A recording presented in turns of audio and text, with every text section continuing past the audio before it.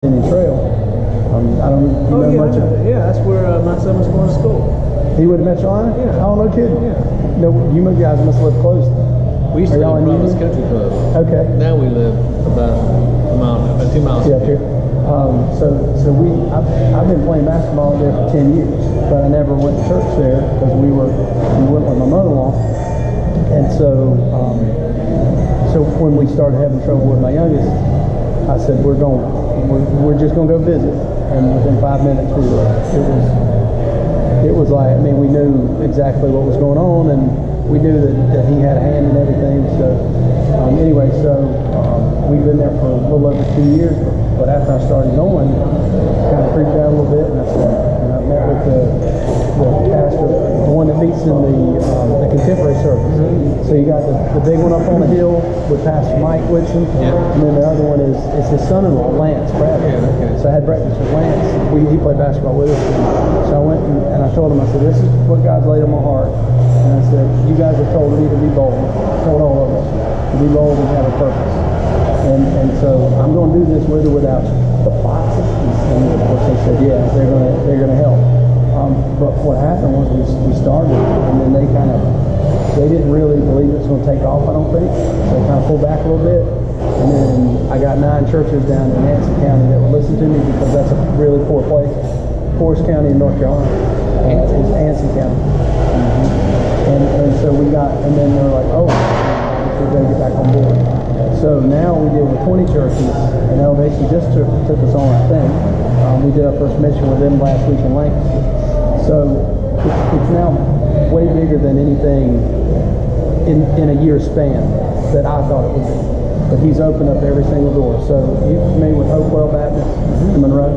So they're like 6,000 people. Yeah, they support us. Okay, so Hopewell, I had a meeting within 10 days. I had a meeting at Hopewell. I had a meeting at First Baptist Indian Trail and with Elevation. You don't get meetings with those 3, especially not in 10 days. So they're not all on board, but we're working on it. Yeah. And we're trying to figure out like how because we're in the middle of a budget year already, kind of figure out how we do that. So the people that have supported us are the smaller Baptist churches down in Anson County, a few up here, a few individuals, and that kind of stuff. So we probably raised $50,000 in a year, which for a startup, pretty dang good. Yeah. So and it's been people that have seen what we're doing. I mean, one guy wrote us a check for $3,500. He was a bank executive. He just walked up on one of our missions and he's like, "Tell me a little bit about what you're doing." And I gave him a card and the check shows up. So that's kind of how we got started. I'm sure you have a similar story. I mean, you found favor with somebody and they tried to help you to get started. And now, of course, you have a huge audience with bank execs. Yeah, but the number keeps going up. The number of downtown. Well, the total budget for the ministry. Oh, of course. I mean, of course. As you grow, the budget grows. Oh, yeah. So everything that we do, every dime that we spend is either on shoes or socks. It's not on, there's no overhead, there's no nothing. I bought a trailer on my own. I pay for gas. Wherever we go, it doesn't matter. Because I believe that and you're in a different situation. You got to have people you got to have manpower. We don't. Everybody, if I get the shoes there, everybody else is a volunteer. So I believe that really to be, for us, as far as it goes right now, for us to be responsible with it, every dime goes to it. Every dime. So, we've been really fortunate for that. So at what point, and I think you talked about it, but at what point did you and your wife decide, it was after tragedy, that you decided to get into mission work? Well, mission work or a teaching ministry was probably right after. Mm-hmm. I was probably more gung-ho to go to do it than she was, but we needed some time. We weren't quite ready. Mm-hmm. And at one time, Pastor said, I want you to, because I was living between High Point and Winston in Horningtown, but he wanted me to go start a church in High Point. That's right. And a few weeks later, he said, no, I don't think that's right. And I almost went on the road one time with an old Methodist evangelist named Tommy Tyson from Eastern North Carolina. Actually, his place was in Chapel Hill on like between Chapel Hill and Pittsburgh, you know, and the Beltline runs around it, what, 15501, Pittsburgh goes off that way. He had a place called Aqueduct Conference Center, which was, I've heard of that. Yeah, it was Tommy Tyson. He's one of like 7 brothers that were all Methodist pastors from Eastern North Carolina. Where were they from? Eastern? Because I'm from Rocky Mountain, down east. Probably not far from there. Yeah. I'd say it'd be hard for me to figure out exactly where they're from, because they all ended up in different places. Yeah, because there's a bunch of Tuckers in Rocky Mountain. Tyson, Tommy Tyson. Tyson. Tyson, yeah. Sorry. But if you ever look up Tyson Methodist ministry, you see all the brothers on there. That's very cool. So I thought I'd be traveling with him, but it just wasn't right. And then we moved to Charlotte, and I told him we went past a church here one day. I was thinking it'd be something more like a bigger church. And it's nothing exactly what I had in mind, but when we started doing this work crossing the first year, we fed the homeless in High Point. It was probably 2000 or 2001. Probably 2001. And the next year, the Lord said, do all 4 restaurants. So all 4 restaurants opened up our doors on Thanksgiving Day before. But at South Park, there were people around here coming in there. So we ended up taking food out. And then that's where we started moving towards King's Kitchen, which moved towards the church, which moved towards the Dream Center. Now all 3 will still coexist. The Dream Center we're looking will probably be further out on Freedom Drive near Tuckasegee. There's an old shopping center just down below the street level. It used to be a Lowe's until back in the early 70s. And we're in the process of trying to buy it. So tell me about that particular site. We'll talk about your restaurants in a minute, but what are you going to do? What are you going to do with that? I know it's homeless and I know it's underprivileged and all homeless, that. drug addicts, people in trouble, they want to make a change in life. We'll have a year-long program for them to come be a part of. So you'll house them? We'll house them there. And we'll have a sanctuary, we'll have a chapel, we'll have a kitchen, we'll have a pantry that will take food and distribute to neighborhoods. We do something, the most effective thing we do is called Adoptive Block. And every Saturday we go right now 2 neighborhoods, but we're getting ready to add a 3rd and a 4th. We go in the neighborhood every Saturday until Jesus comes, or in what we call perpetuity. We're never going to stop going. Rain or shine. So tell me about one of those that has 150 or 200 kids. One of those neighborhoods. Do any of them have them? No, but we have. Are they older neighborhoods? They're not very big neighborhoods. Okay. They're like 20 to 30 to 40 kids. And now on Sundays, we just got a bus, and we're picking the kids up in the neighborhoods and bringing them to church. Okay, so the kids in the neighborhoods, are there 2 neighborhoods that are fairly close that maybe had 20 or 30 in a neighborhood? Because the reason I'm asking is I would love to come and do shoes. Yeah, one Reed day. Park is one neighborhood. What's it called? Reed Park. Reed Park. It's on the corner of West Boulevard and West Boulevard and Clanton Road. Okay, so out by the airport? Kind of, sort of? You know Clanton Road comes off 77? It runs all the way to West Boulevard. If you keep going, it becomes Ross Golf Course or whatever. Oh, yeah. Yeah. Right there, if you take a left, like you head to the airport on West Boulevard, it's like 3 streets down. It's Reed Road, and it's Reed Park. Okay. The police department came to us, and some local churches that were trying to do something, but they couldn't use the name Adoptive Block because it's proprietary through Dream Center in Los Angeles. People knew they wouldn't do anything about it, but Billy Graham Evangelist Association, their team said you can't use that name because that's not ethical to use somebody else's name without their permission.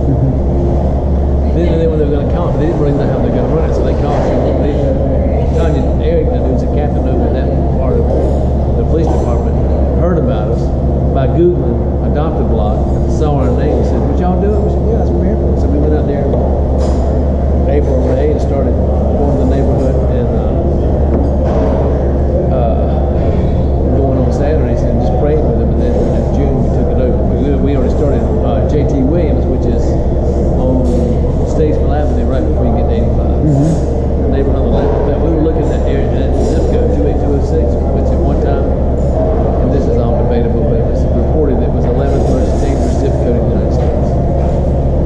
So when we were talking about going into that zip code, all the police said, go here, but whenever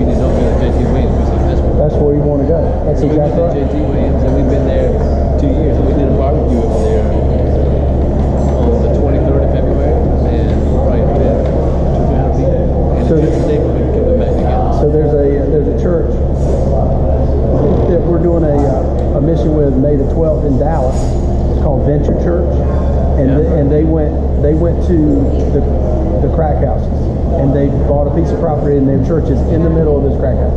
That's where we're going May the 12th. So we're going.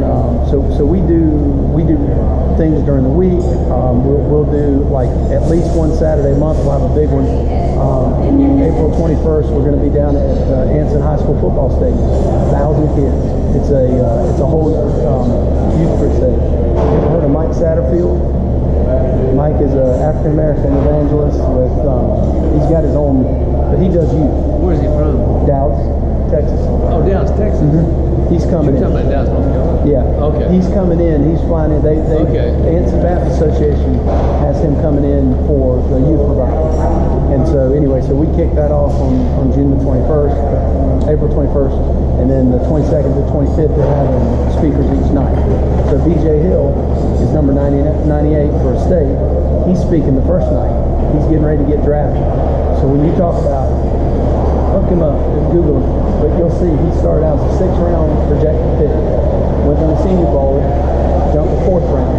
This is all, now he's great, but his faith is stronger than anybody in any room, including yours.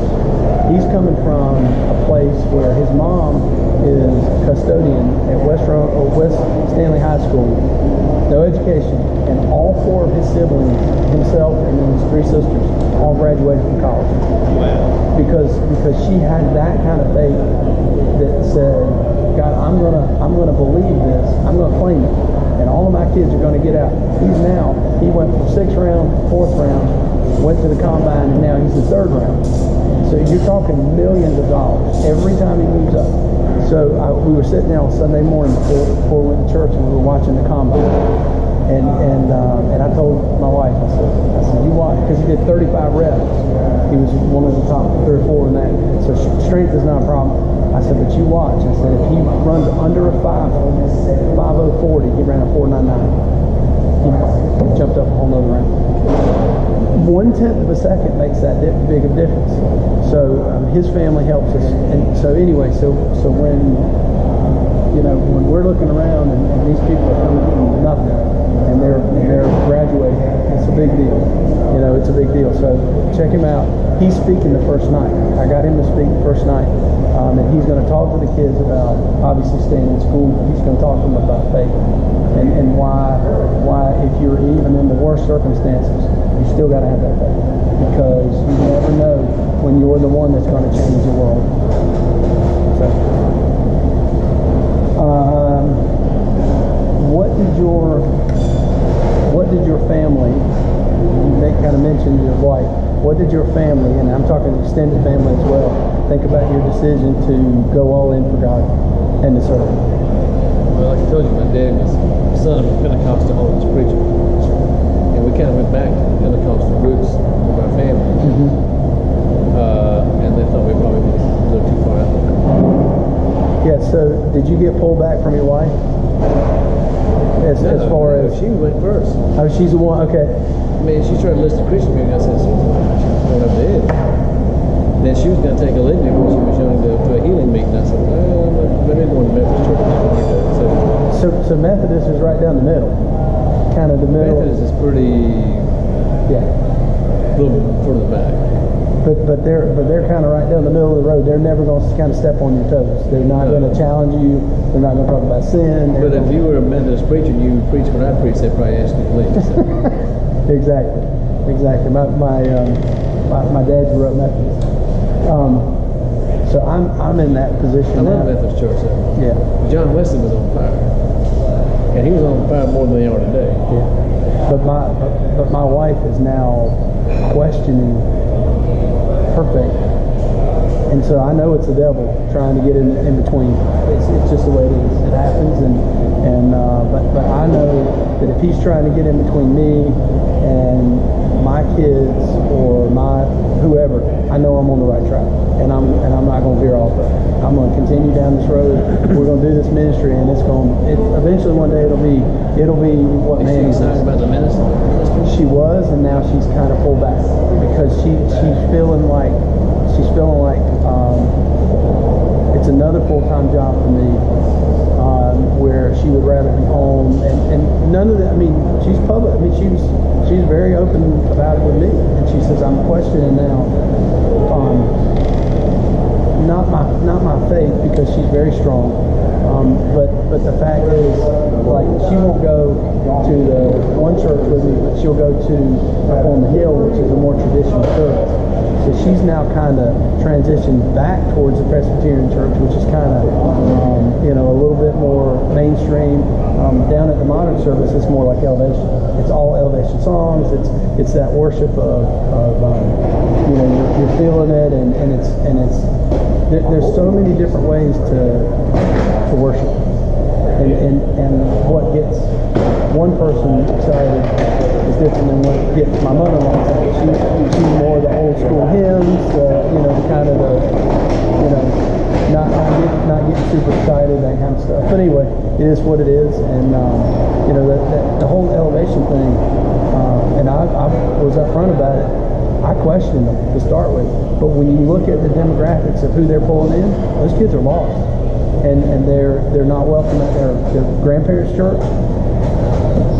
Because they got tats and they got earrings, they got everything, drugs, everything, and so that's what elevation has been phenomenal at. It's pulling those kids back into church, and it's 100% legal.